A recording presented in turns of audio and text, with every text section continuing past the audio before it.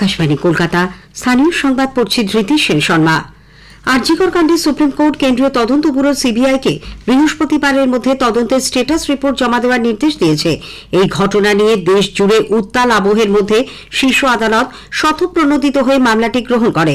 প্রধান বিচারপতি ডিওয়াই চন্দ্রচূড় এবং দুই বিচারপতি জেবি পারদিওয়ালা ও মনোজ মিশ্রের বেঞ্চে আজ ওই মামলার শুনানি হয়।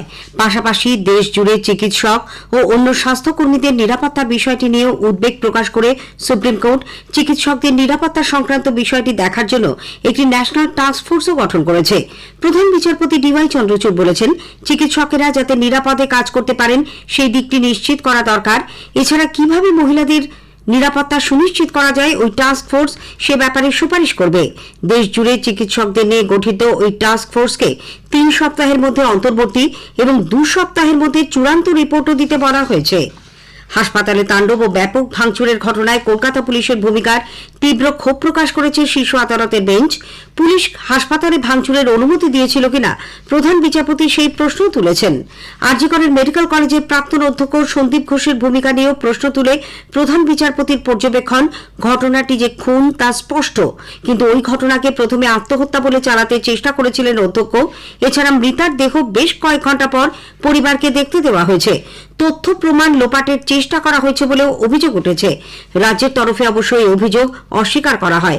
সোশ্যাল মিডিয়ায় মৃতার নাম ও ছবি ছড়িয়ে পড়ায় উদ্বেগ প্রকাশ করে শীর্ষ আদালত। শুনানিতে কেন্দ্রের তরফে হাজির ছিলেন সলিসিটর জেনারেল তুষার মেহতা এবং রাজ্যের তরফে ছিলেন আইনজীবী কপিল সিব্বল ও আইনজীবী অভিষেক মনু সিংভি। এদিকে সুপ্রিম কোর্টের নির্দেশে আরজিকরে কেন্দ্রীয় শিল্প নিরাপত্তা বাহিনী সিআইএসএফ মোতায়েন করা হয়েছে। বিজেপি সুপ্রিম কোর্টের আজকের রায়কে স্বাগত জানিয়েছে। দলের নেতা শাহজাদ পুনেওয়ালা বলেছেন, हियरिंग हुई उसमें एक बात स्पष्ट है कि ममता बनर्जी की सरकार बेटी को न्याय दिलाओ नहीं, केवल और केवल सच दबाओ, सबूत मिटाओ और बलात्कारी बचाव कर रही। और सुप्रीम कोर्ट के सामने खुलकर आ गया कि कैसे एक व्यापक व्यवस्थागत संस्थागत तरीके से कवर अप करने का पूरा प्रयास किया गया। অন্যদিকে আরজিকরের ঘটনায় সিবিআই আজও হাসপাতালের প্রাক্তন অধ্যক্ষ সন্দীপ ঘোষকে জিজ্ঞাসাবাদ করছে। কেন্দ্রীয় তদন্ত ব্যুরোর তলবে সন্দীপ ঘোষ সকালে সিজিও কমপ্লেক্সে হাজিরা দেন। এই নিয়ে টানা 5 দিন প্রাক্তন এই অধ্যক্ষকে জেরা করা হচ্ছে। গতকালও তাকে 13 ঘন্টার বেশি জিজ্ঞাসাবাদ করা হয়। 4 দিনে প্রায় 50 ঘন্টা সিবিআই আধিকারিকরা জেরা করেন সন্দীপ ঘোষকে। এদিকে তদন্তে গতি আনতে এবার কেন্দ্রীয় দলে যোগ দিয়েছেন সিবিআই আধিকারিক সীমা পাহুজা। উত্তরপ্রদেশের হাথরাস ধর্ষণ কাণ্ডে তদন্তকারী দলকে নেতৃত্ব দিয়েছিলেন এই সিবিআই আধিকারিক। উল্লেখ্য, 9ই আগস্ট সকালে চিকিৎসক তরুণীর দেহ উদ্ধারের পর সঞ্জয় রায় নামে কলকাতা পুলিশের এক সিভিক ভলান্টিয়ারকে গ্রেপ্তার করা হয়। 13 তারিখ কলকাতা হাইকোর্টের নির্দেশে মামলার তদন্তভার যায় সিবিআই এর হাতে। তবে বারবার এই ঘটনায় একাধিক ব্যক্তি জড়িত থাকার কথা উঠলেও এখনো পর্যন্ত নতুন করে আর কেউ গ্রেপ্তার হয়নি। কেন্দ্রীয় স্বাস্থ্য মন্ত্রক হাসপাতালগুলিতে নিরাপত্তা আরও বাড়ানোর জন্য সমস্ত কেন্দ্রীয় সরকারি হাসপাতাল এবং চিকিৎসা প্রতিষ্ঠানের প্রধানদের চিঠি দিয়েছে। ওই চিঠিতে মন্ত্রকের পক্ষ থেকে প্রবেশ পথ, বহির্গমন, করিডোর, অন্ধকার জায়গা সহ সমস্ত গুরুত্বপূর্ণ স্থানে উচ্চ ক্ষমতা সম্পন্ন পর্যাপ্ত সংখ্যক সিসিটিভি ক্যামেরা বসানোর অনুরোধ জানানো হয়েছে। হাসপাতাল চত্বরে পর্যাপ্ত টহলদারি ও নজরদারির জন্য সুপ্রশিক্ষিত নিরাপত্তারক্ষী মোতায়েন করতেও বলা হয়েছে। মন্ত্রক এও বলেছে, শুধুমাত্র অথরাইজ ব্যক্তিরা যাতে হাসপাতালে ঢুকতে ও সেখান থেকে বেরোতে পারেন সেদিকে তীক্ষ্ণ নজর রাখতে হবে।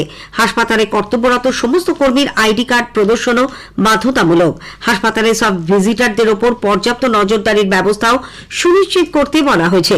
এছাড়া হাসপাতাল চত্বরের স্বাস্থ্যকর্মীদের ওপর যে কোনো রকম হিংসাত্মক ঘটনা রোধে কি কি আইনি সংস্থান রয়েছে হাসপাতাল কর্তৃপক্ষকেও তা জানাতে বলা হয়েছে। অন্যদিকে চিকিৎসক, নার্স, সমস্ত হাসপাতাল কর্মী ও প্রশাসনিক আধিকারিকদের যে কোনো ধরনের হামলা ও নিরাপত্তা লঙ্ঘনের ঘটনায় জরুরি ভিত্তিতে ব্যবস্থা গ্রহণের জন্য উপযুক্ত প্রশিক্ষণেরও বন্দোবস্ত করতে বলেছে কেন্দ্র।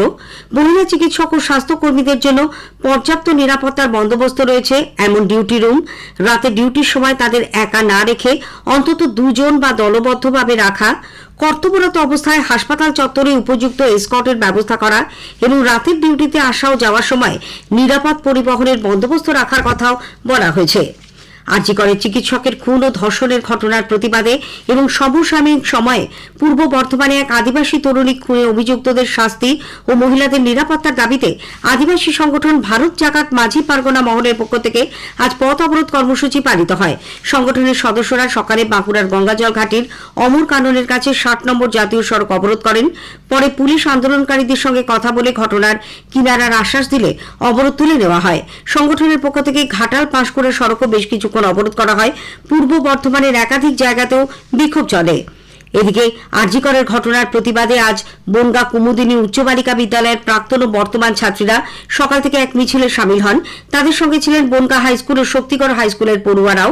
বাটান মোড় হয়ে মিছিল নীলদর্পণের সামনে এসে জমায়েত হয়, সেখানে বিক্ষোভ দেখানো হয়। প্রাক্তন প্রধানমন্ত্রী রাজীব গান্ধীর আজ জন্মজয়ন্তী। আজকের দিনটি সদ্ভাবনা দিবস হিসেবে পালন করা হচ্ছে। মুর্শিদাবাদ জেলা জুড়ে নানান কর্মসূচির আয়োজন করা হয়েছে। পশ্চিম বর্ধমানের দুর্গাপুরের ইস্পাত নগরীতে এই উপলক্ষে রাজীব গান্ধীর প্রতি শ্রদ্ধা জানাতে এক অনুষ্ঠানের আয়োজন করা হয়।